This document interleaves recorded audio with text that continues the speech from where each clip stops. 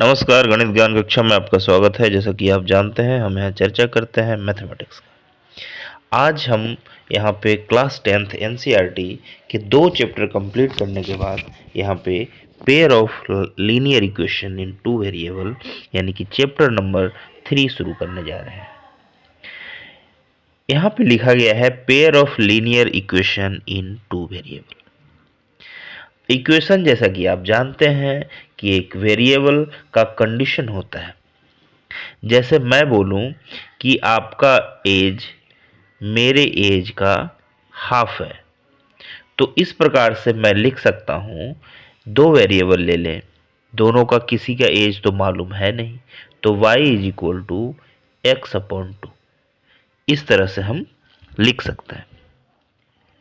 ये इक्वेशन बन जाएगा 2y is equal to x. यहाँ पे इसके अलावे अगर मान लिया कि दिया जाए कि एज जो है हाफ से 3 अधिक है, तो इस प्रकार से बन जाएगा हमारा equation y is equal to x upon 2 plus 3। इसको सोल्व करेंगे तो y minus 3 is equal to x upon 2, फिर 2 इधर मल्टीप्लाई हो जाएगा तो 2 into y minus 3 is equal to x. इस तरह से हमारे पास 2 वेरिएबल हैं x और y, और दोनों के बीच में एक संबंध रिलेशन जो स्थापित हुआ उसे ही हम इक्वेशन बोल रहे हैं। अब आइए देखते हैं कि इक्वेशन जब बनता है, 2 वेरिएबल का जब इक्वेशन होता है, जैसे हमने बोल दिया y is equal to x, यह सिंपल इक्वेशन है। अब y के हर एक वैल्यू के लिए, एक के लिए x जो है 1 होगा, y के 2 के लिए x भी 2 होगा। तो इस प्रकार से जब हम इसका एक ग्राफीय रिप्रेजेंटेशन देते हैं, देखिए यहाँ पे y एक एक्सिस पे x लिखेंगे और दूसरे एक्सिस पे y। अब इस तरह से जब हम लिखना शुरू करेंगे x और y एक्सिस पे, तो हर एक y के लिए एक x यहाँ पे हमें मिलेगा, हर एक y के लिए एक x मिलेगा। तो देखिए यहाँ पे x जब 1 होगा तो y भी 1 होगा, यानी यहाँ पे एक पॉइंट हो जाएगा। कोऑर्डिनेट ज्योमेट्री आप पढ़े होंगे, ठीक उसी प्रकार यहाँ पे देखिए x अगर 2 होगा तो y भी 2 होगा, यानी कि सेम ये पॉइंट हो जाएगा। अब जितने पॉइंट आ गए उस सबको जब मिलाएंगे, कम से कम 2 पॉइंट आ जाए तब हम आसानी से उसे मिला सकते हैं।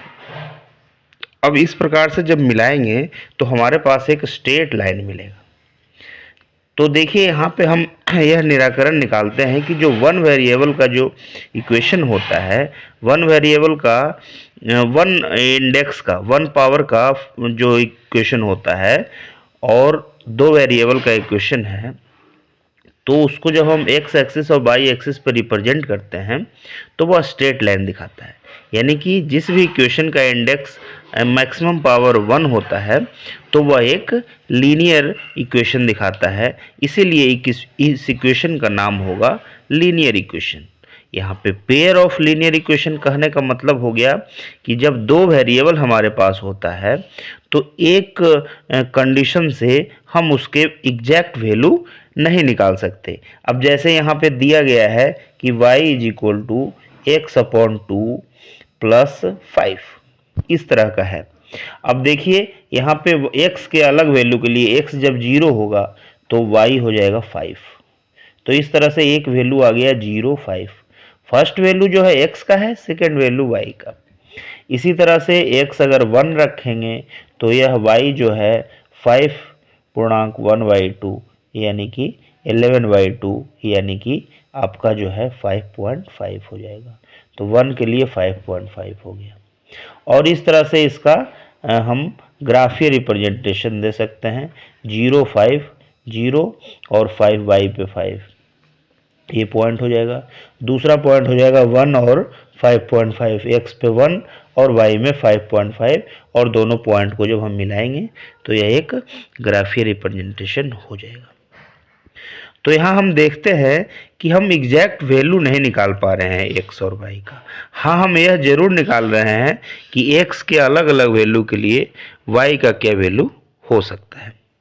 अब अगर यही एक कंडीशन तो हमारे पास दिया गया है, अब एक कंडीशन और भी दे जो इस कंडीशन से अलग हो। जैसे देखिए y is equal to x upon two plus 5 तो दिया। अब दूसरा कंडीशन दे दे कि y is equal to x plus 3, तो यहाँ पे हमारे पास दो कंडीशन मिल गया। अब इन दोनों कंडीशन से हम एक रिजल्ट के ऊपर पहुंच सकते हैं। अब देख लीजिए y is equal to x plus 3 है। अब इसमें y का अगर वैल्यू हम पुट कर दें तो यहाँ हो जाएगा x plus 3 is equal to x upon two plus 5, और यह आपका एक वेरिएबल का इक्वेशन हो जाएगा। ये एक तरीका है इसको सोल्व करने का। अब एक वन वेरिएबल का इक्वेशन है तो इसे आप आसानी से x को एक साइड ले आएंगे, x माइनस एक्स बटे टू, और इज इक्वल टू 5 और माइनस 3 2 हो जाएगा, यानी x upon two is equal to 2, यानी x इज इक्वल टू 4 आ जाएगा, और x 4 होगा तो y हो जाएगा आपका 4 प्लस 3 यानी कि 7। तो देखिए इसका वैल्यू आ जाएगा x इज इक्वल टू 4 और y इज इक्वल टू 7। अब देखिए पुट कीजिएगा तो दोनों आपका सेटिस्फाई होगा। x इक्वल टू 4 रखेंगे तो ये 2 हो जाएगा, y 7 ऑटोमेटिक हो जाएगा। तो यहाँ पे हम एक रिजल्ट के ऊपर पहुंचने के लिए हमें दो कंडीशन यहाँ पे दिया हुआ होना चाहिए, इसीलिए इसे लिखा है pair of linear equation. Linear equation क्यों है? क्योंकि x और y के बीच जब ग्राफ हम खींचते हैं तो वो ग्राफ जो है एक लीनियर यानी कि एक लाइन को रिप्रेजेंट करता है, इसलिए इसे हम लीनियर इक्वेशन कहते हैं। और दूसरा पेयर ऑफ लाइन इसको क्यों बोलते हैं, पेयर ऑफ लीनियर इक्वेशन क्यों बोल रहे हैं? क्योंकि एग्जैक्ट एक सॉल्यूशन तक पहुंचने के लिए हमें दो लाइन चाहिए, यानी x और y के बीच में दो रिलेशन चाहिए। तो दोनों रिलेशन का लाइन जहां पे कट करेगा, जहां पे मीट करेगा, वही उसका x और y का वैल्यू होगा। तो इस प्रकार से देखिए आज हमने चैप्टर 3 का इंट्रोडक्शन दिया है।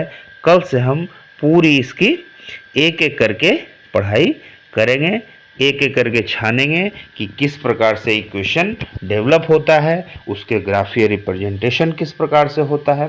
तब तक आप पुस्तक को देखिए और उसके सारे कॉन्सेप्ट को समझने का प्रयास कीजिए। कल मिलेंगे। नमस्कार, धन्यवाद।